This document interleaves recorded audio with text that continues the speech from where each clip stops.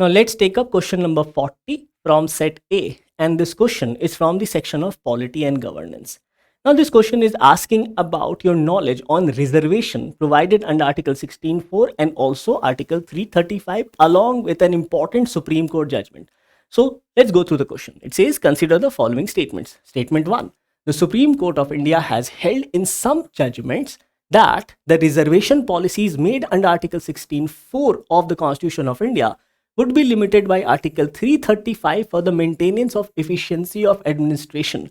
So here you need to know about Article 16(4), Article 335 and also the Supreme Court judgment whereby these provisions were challenged, or whereby the Supreme Court had highlighted about both Article 16(4) and Article 335. Now this statement is correct as this was exactly highlighted in the M. Nagaraj judgment.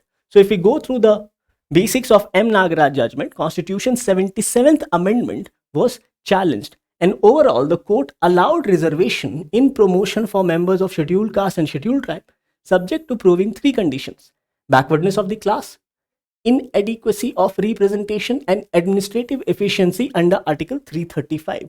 So here we also need to know about Article 335 of the Indian Constitution.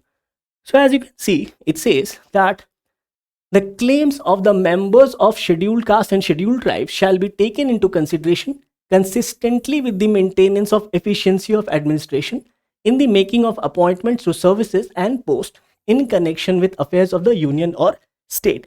However, the term efficiency of administration has not been defined under Article 335 of the Indian Constitution. So based on this, the second statement says that Article 335 of the Constitution of India defines the term efficiency of administration.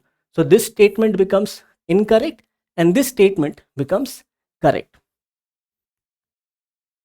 The question is, which one of the following is correct in respect of the above statements? So here the correct answer would become statement 1 is correct, but statement 2 is incorrect.